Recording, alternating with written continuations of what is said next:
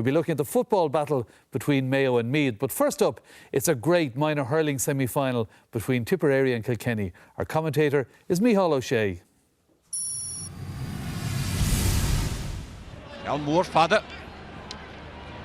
Dierig slitter fós de dalf.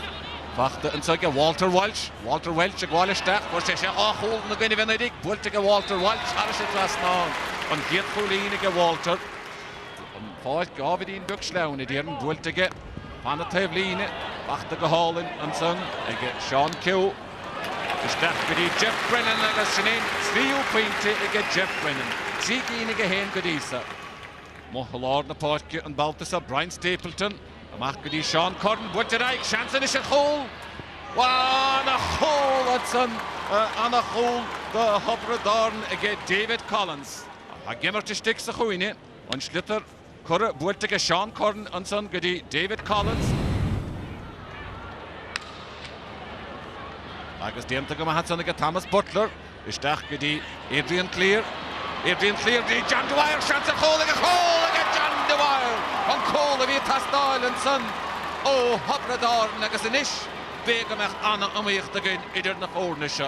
Marcin Dish en zo. Hobredor nagas Brian Stapleton. Brian Stapleton bultige hardige. Oh, kan kloter vadige Brian Stapleton. Anna Pointe inspirade van son Brian Stapleton. Bultige klotige. We gaan zien de gossend is tegen en son Liam Butler. Die Wiltshire Rowahi, then on the 100 of him, Martin Gaffney, Wilter Trasnett, and it's the Walter Welch, chance again, Walter Welch, Cole on the Walter Welch, Pinnet C. Goodisa again Walter Welch. Goed verder staat de mag gewoon mooi de kennis Maher het gloosje dat je grote gloosje gewoon is dat hij gewoon gereden mag dus de concentratie mag al in de counter. Kennis Maher, Skilul, Thomasach. Oh, more father, Stach Joe the Carnoige. Chance stigen die alle boy dikke. Chance score en so John O'Dwyer. Ach, nee, ta pintelig John O'Dwyer. Nicht nur hier wegen daher. Nordelo, anstatt der Titte hier an Talo. Until the reached the own and son Michael O'Brien. What the Stach and so die Brian Stapleton. Brian Stapleton, God, they have no live edition.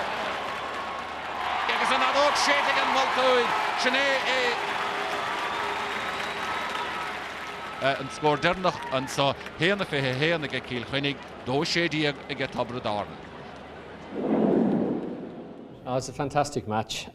There was a strongish breeze there that people mightn't have been aware of. We had it in the first half. We were on fire. We scored 15 points. Tipperary had it in the second half. Roared right back into it. I got a goal at a crucial moment. Maybe we thought we were going to pull away and got back into it again. And, 2-point victory. We'd have taken anything. We're delighted to be back in the final. We're very proud of the way our lads battled back, and a lot of people wrote us off at different stages of the year and wrote us off at half-time, I'm sure, today. But, we know there's serious character. Like, our lads have come through 2 extra times and been on the right side of the result both times, and small thing would have changed it there today. Donal, I was interested, you felt you saw a similarity in how the minor Kilkenny team play and the senior team. I did, Des. I thought that, that they dropped their half forward line back into midfield. That creates a space for their inside line then, their midfielders drop back a little bit to cover their half back line, and I thought that they played like that.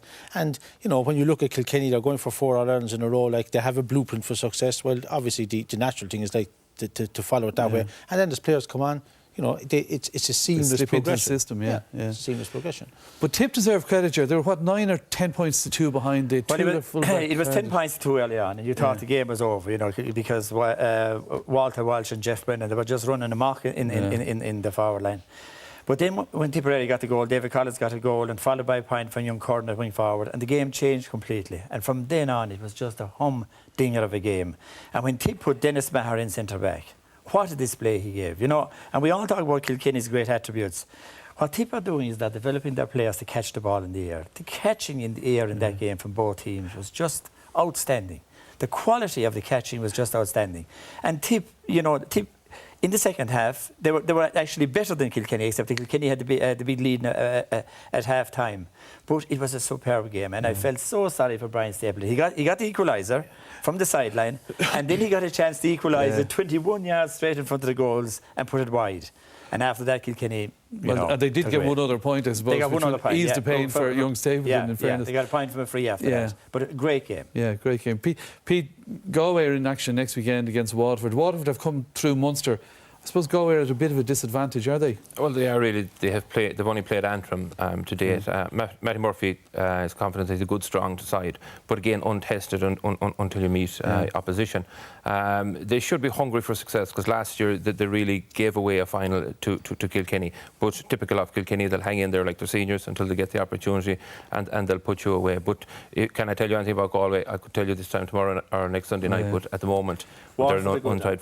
They are good, and it's a reflection of what Waterford senior hurling has done over the last few years, is that this team has come along, and generally when your senior team is in the limelight, it's easier to get young lads to go out and hurl. And it happened in Clare when you were there as well. You won a minor shortly after the two All-Irelands. We won a minor, just the same year. But it's very encouraging for Waterford that their minors that are in the semi-final. They won the Munster Championship, and they have some very good, talented individuals in that minor team, which is very important in the minor team. It's much more important than winning it. And their under-21s put up a great display against Clare in a brilliant game in the Munster under-21 final. I don't know, I can imagine the Water fans would give anything to win in All-Ireland, wouldn't they, at minor level? It'd mean so much to them. Well, it's important because Niall Moran is there as he goes to make it 3 points.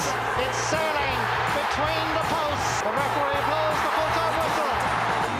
The emotions are pouring out of every Limerick person.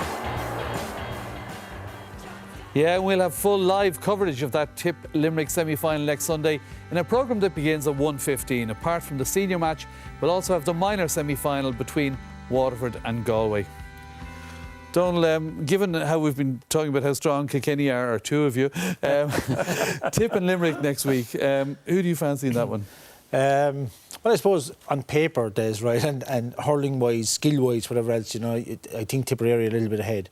But, I mean, Limerick, we saw it there in the clips, very physical, very hard. They like playing Tipperary. They put it up to them always, a wet day, and, standards will drop. They're stuck a little bit that they haven't got the killer forwards, but you'd have to favour Tip. But if it's a wet day and if Limerick drag it down a little bit, right, no disrespect to them, but that's the way they play, because you always know you have a game against them, right? You wouldn't be surprised to see Limerick getting through. The physicality of Limerick, Pete, do you think that's a big factor? Yeah, it is a big factor, and Tipperary haven't finished off any game really well. Even go back to the league final, they led Kilkenny, the ailing Kilkenny, by 8 points at one stage. But Kilkenny still came back and won it after extra time. Against Cork, they were brilliant in the first half, outstanding. They have forwards that'll punish you if you make mistakes. They have pace, they have everything. But defensively, they've let it slip every time. And even against Clare, it took a great save at the end of the game to deny Clare going through. And it's a problem with Tipperary. With Limerick, there's always one big game in them, and they haven't produced it yet this year. They beat Wexford down in Nolan Park, and that's a tough thing to do.